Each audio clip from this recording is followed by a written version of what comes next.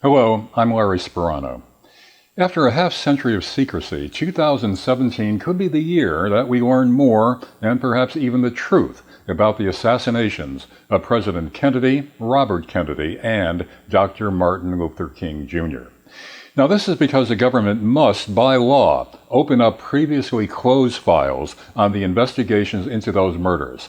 The government, you see, is compelled to do this under the JFK Records Act of 1992. Spearheading a citizen's effort to see to it that the government carries out this obligation is famed forensic pathologist Dr. Cyril Wecht.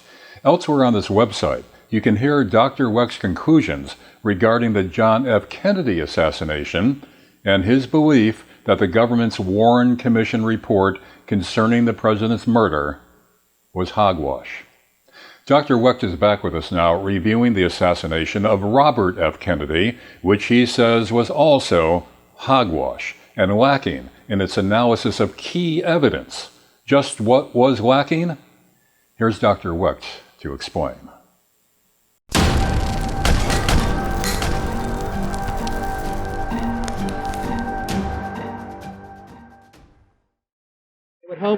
I would hope now that the California primary is finished, now that these primaries are over, that we could now concentrate on having a dialogue or a debate, I hope, between the Vice President and perhaps myself on what direction we want to go in the United States. So, my thanks to all of you, and now it's on to Chicago, and let's win there. Thank you very much.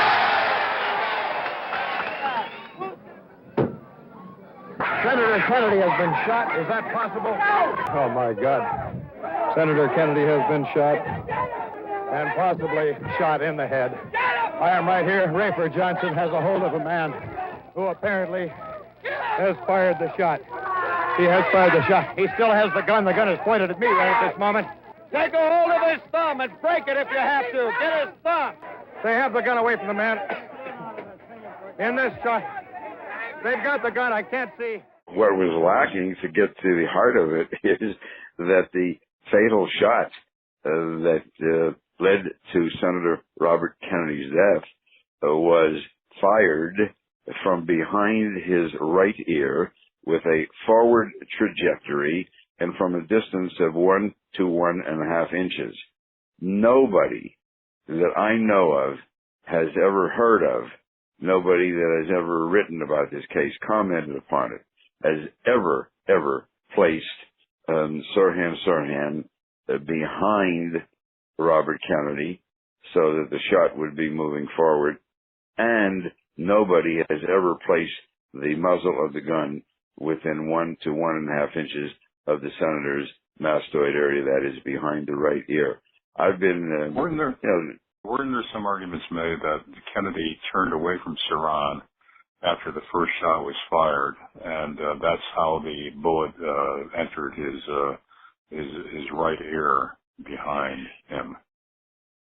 Well, some people have conjectured about that, but if you think about it, as we talk now, you can have somebody turning somewhat, let's say you pretend that you're the senator and somebody in front of you shooting.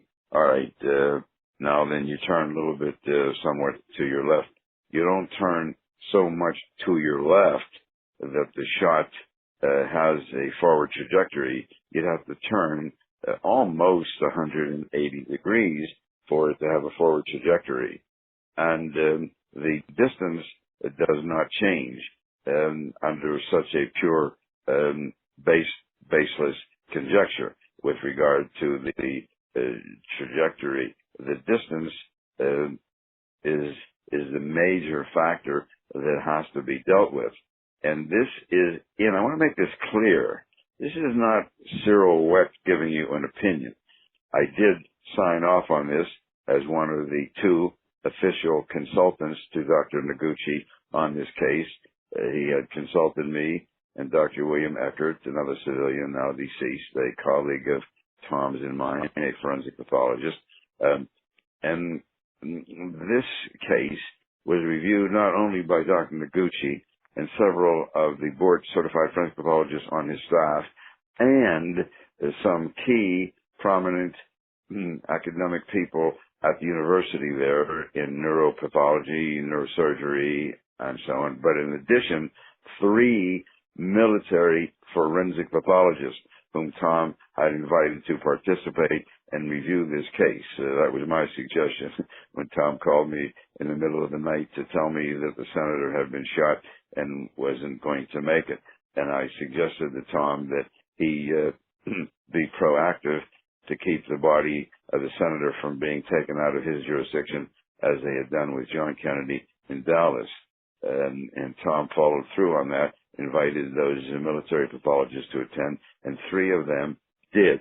So everybody is signed off on this autopsy report.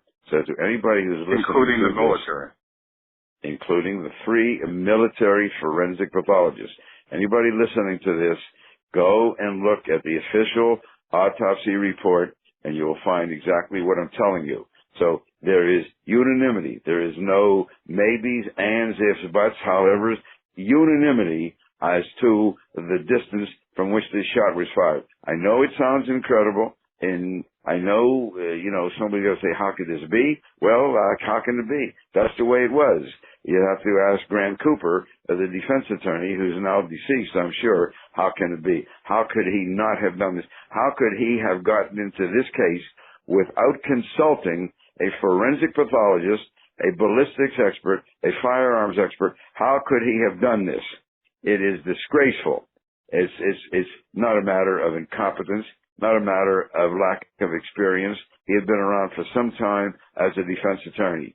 This had to have been a rigged setup, just like Percy Foreman buying out with a big fat book sale James Earl Ray before going to trial. I mean, I know, people say I work the conspiracy theorists. I'm dealing with hard facts. Let people answer these questions in a logical, intelligent fashion and address them in a way that makes sense if they feel that they have some plausible explanation. This is disgraceful. Sirhan certainly should have been charged with attempt to kill, attempt to murder, and by the other charges. I'm not involved in these cases. I don't maintain my passion, my interest, my involvement because I want to posthumously exonerate Sirhan in the Robert Kennedy case, or Oswald and John Kennedy, or James Earl Ray and King. I don't care about that. They weren't such wonderful people. That's not the point. The point is justice a thing that is applicable in all cases, or are we like some third-party dictatorship where things can be manipulated and presented the way in which the government wants to do it? And that's what's happened. But anyway, sticking with this case, that's the story. I was going to say, what about the discrepancy between the number of shots fired and the number of guns used? Now, apparently there's evidence that 13 or more shots were fired by 2 separate guns. Now, is that verifiable? Yes, it has been verified several times by acoustics evidence as well as by the physical evidence there. And look at the testimony of the maitre d', Carl Euchre, by the way, Uecker, when you want to get into this case. Mm-hmm. And research the acoustics evidence. 13 shots were fired. There's no question that more than 8 shots were fired. Sirhan's gun was an 8-shot gun, okay? An 8-shot gun. Now, is it verifiable that the calibers of the bullets were different? 2 different guns, 2 different calibers, or were they the same caliber? That, I think that, I believe they were the same caliber. I think they were the same caliber so that they were not able to differentiate between the 2. That's my recollection. So the discrepancy then, it appears that the number of shots fired, not the caliber. The number of shots. There was a panel, a door frame panel, for instance, in which a bullet entered, and that wound up missing. I mean, these are things that, remember, not that the Jones or Smith or Brown case, you or me, as a murder case and the investigation thereof is not important and should not be handled competently, of course. But can you imagine the extra care and caution and expertise that one would expect to be applied in a case involving somebody like Senator Robert F. Kennedy? I mean, and how is it that a case like that falls apart? How is it? How do you explain these things?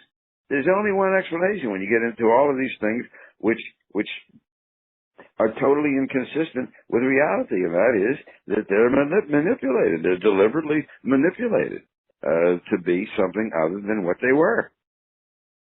What about the lack of mainstream media investigative reports that would point out these discrepancies to the general public? There wasn't much of that, was there? Yeah. No, there was not. There was not, Larry, and there hasn't been to this day. And if you played this interview right now for every top reporter from the New York Times on down throughout America, they would say, "Don't bother me. I don't care. Wecht is crazy. This case has been reviewed," and so on. That is the answer that you get. I mean, it defies explanation. It goes against the grain of the reasonable argument of the presentation of facts in a scientific way, and so on. Deal with these things in an objective, honest way. Don't dismiss them by saying you don't care, it's past, or because the people who raise these questions now are nothing but a bunch of nuts and so on. Deal with the facts. Deal with the facts. And the facts are, as I have presented them to you, go and look up the autopsy report regarding the distance.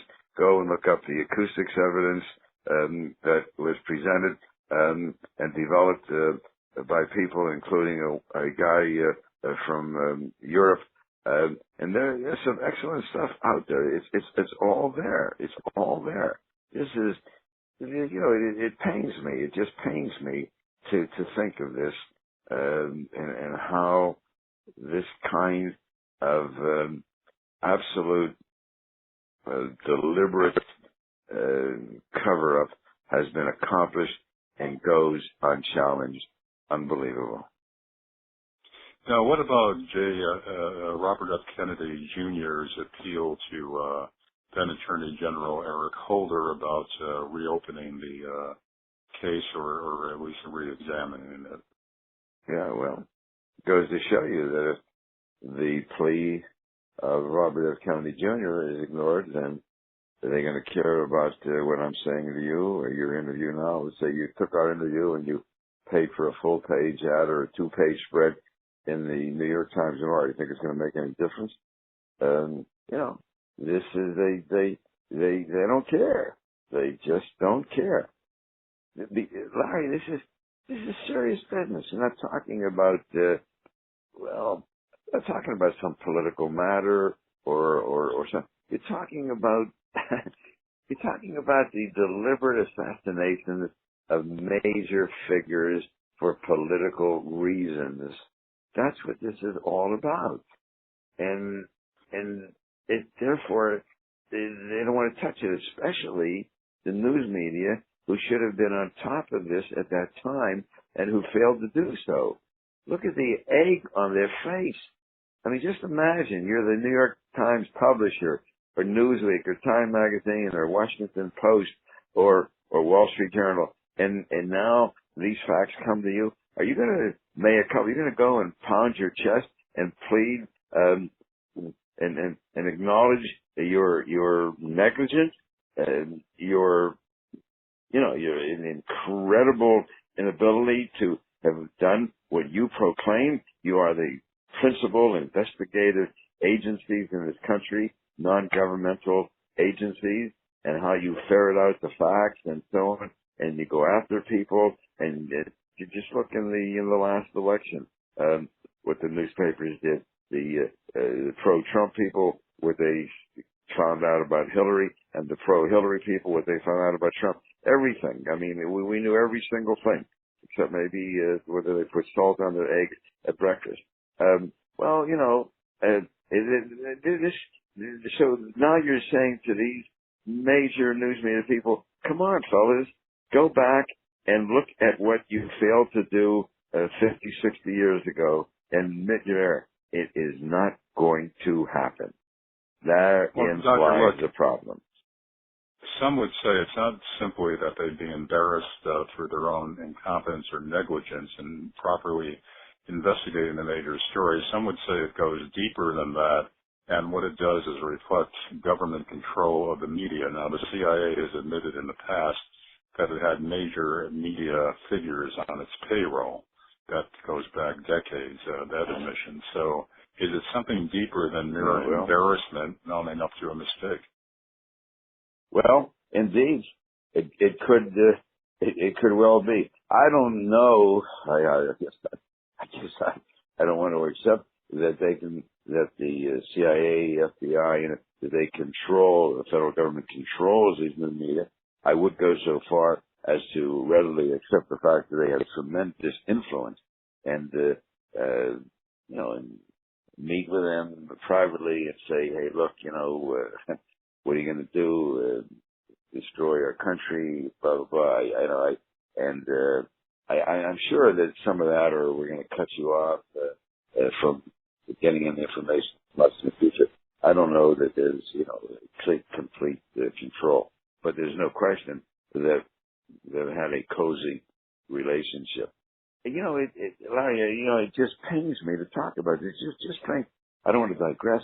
The John F. Kennedy case, by Monday, November 25, the assassination on Friday, Oswald killed Sunday morning, and on Monday, November 25th, J. Edgar Hoover, actually he announced this before, but officially announced that the investigation was over, that nobody was involved but Lee Harvey Oswald, and therefore Oswald is dead, and that's the end of it, and nobody was involved other than Jack Ruby in killing Oswald, and so on.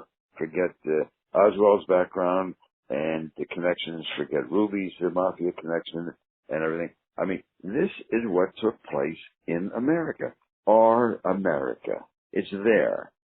And what's amazing, and I know I'm repeating myself, is how it was ignored then and how it continues to be ignored today.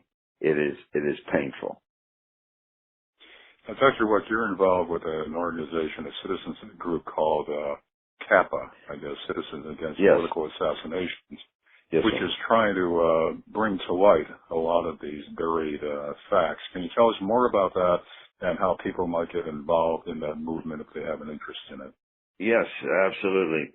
Citizens Against Political Assassination, the acronym CAPA, was formed about a year or so ago, and we have weekly or bi-weekly telephone conferences and a lot of correspondence, and we continue to reach out for members, and we presented all this information at JFK conferences in Dallas last month, and so on.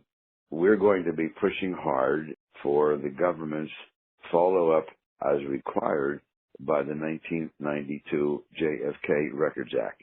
1992 JFK Records Act, adopted by the United States Congress, calls for the release of thousands of pages and documents pertaining to the JFK investigation in 25 years. That 25-year period is up in October, so we're already starting and doing many different things in letting the government, the National Archivist, and the people who control that be aware of the fact that this is expected. There is no reason in the world for this to be held back. And here again, just common sense. Forget what I believe, what you believe. If the Warren Commission report is correct, and that is that Lee Harvey Oswald alone killed Kennedy and had nothing to do with anybody else, and I make this very clear when I talk about this case. There's no ands, ifs, or buts. No, maybe this one, maybe that one. No, you're pregnant or you are not pregnant. According to the Warren Commission, nobody in the world, from his wife and every person who knew him and every person that had any contact with him, nobody in the world knew anything about what he was going to do.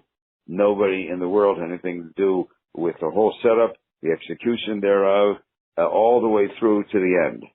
And similarly, nobody in the world but Jack Ruby was involved in the killing of Oswald. Nobody let him into the police station. Nobody knew what was going to happen. Jack Ruby just had to do what he did because he could not stand the thought of poor Jacqueline Kennedy having to live through a trial of Oswald. So that's what people are expected to buy if they buy the Warren Commission report. So what we're going to do is just keep jamming this down their throats and making sure that they follow through. Let's see what happens. Now, we're not limiting it to JFK. We're dealing with RFK, as you and I have talked about today, and Martin Luther King, and maybe others. But the focus at this time, of course, because of that time schedule, will be on the release of the JFK materials in next October. And as far as getting in touch, just wrap it up. Just tell everybody to get in touch with me, and we'll put them in touch with the captain, and they're welcome to come on board and join us. It's a wonderful group with good, solid people, top-notch professional credentials, and so on. Believe me, we're not a bunch of conspiratorial nuts. Everybody has a very successful profession and extremely busy, but we're doing what we believe is necessary for this country.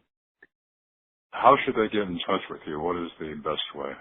The best way by my email, I guess, then. Wecht Path, P-A-T-H, short for pathology. Wecht Path at Cyril Wecht, first and last name, C-Y-R-I-L, W-E-C-H-T. So Wecht, W-E-C-H-T, Path, P-A-T-H, one word, Wecht Path at CyrilWecht.com. Okay. Very good, exactly. And once again, last question. Yeah. And I've asked you this before, and I know you've answered it 100 times, if not 1,000 times. But for those who say that, what difference does it make after all these years? Who cares anymore? Who assassinated who, and whether it was a conspiracy or not?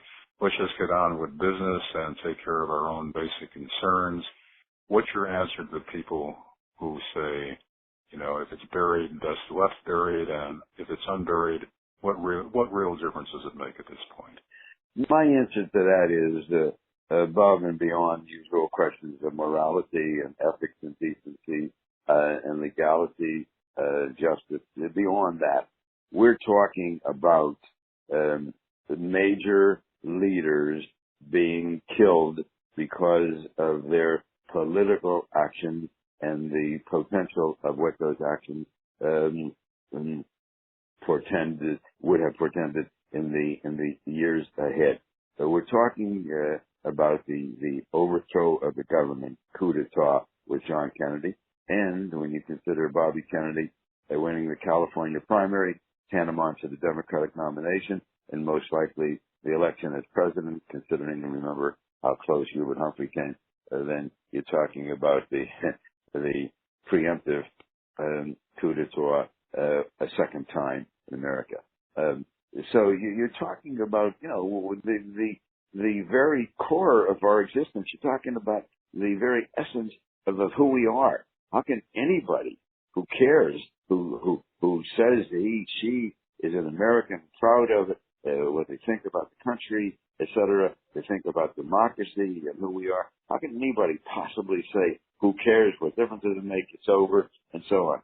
It happened then, my friend, and they got away with it. It can happen again.